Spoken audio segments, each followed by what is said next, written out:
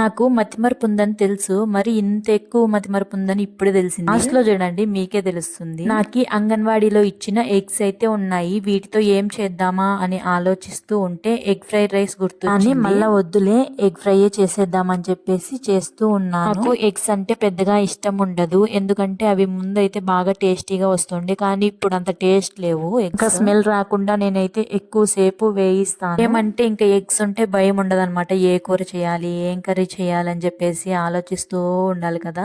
అందుకని ఇంకా ఈ ఎగ్స్ ఉంటే ఏదో ఒకటి చేసేయచ్చు. 6 గుడ్లు ఉన్నాయి, ఇంకా ఈ 6తో అయితే ఇంకా ఫ్రై చేసేస్తున్నాను.